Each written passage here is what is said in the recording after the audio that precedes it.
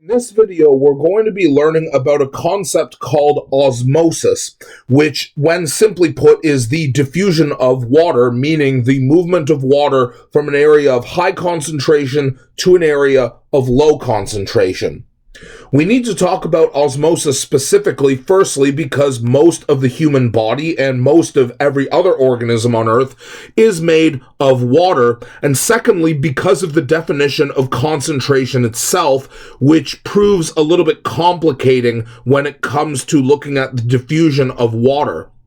Before we take a look at the diffusion part of osmosis, we need to talk about how water actually moves in and out of a cell because of the fact that water is a polar molecule, which means that it can't directly pass through the phospholipid bilayer the way that small nonpolar molecules like oxygen or moving out of the cell, carbon dioxide, would be able to. And because of this, water requires a special channel protein that is polar on the inside to therefore allow water to hydrogen bond with the R groups inside of the channel in order to be able to get either in or out of the cell. And naturally, this channel protein is what we call aquaporin, and the name is quite self-explanatory. The aqua, of course, refers to the movement of water, and from the word porin, we can say the word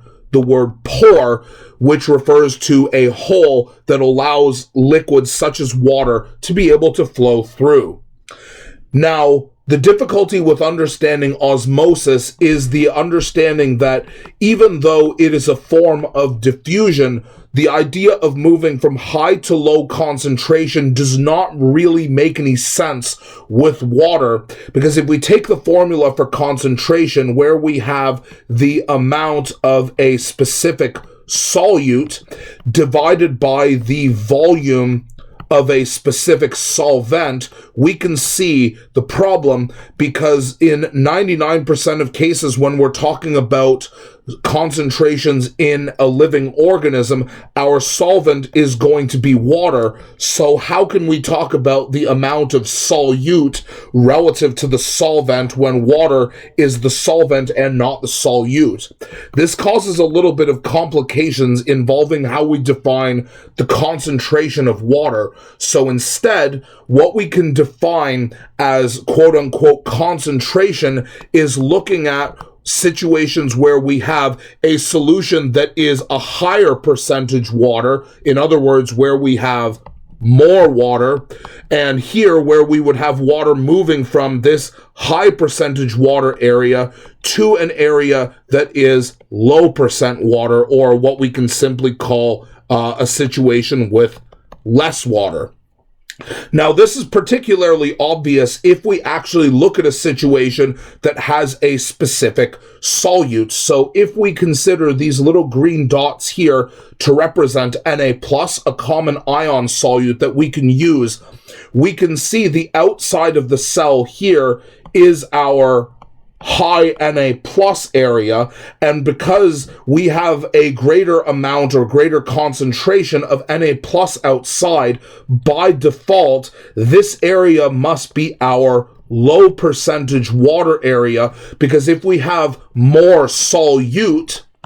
that means that as a percentage of our solution, water, our solvent, is going to be comparatively lower. Conversely, inside of the cell, we can see that our concentration of our solute, Na+, is going to be comparatively lower to the outside, which means that a greater percentage of this solution here is going to be water, so the inside of the cell is our high water percentage area, which means, according to the principle of osmosis, of water moving from areas of a high percent water to an area of low percent water, we would expect that water is going to move out of the cell like this.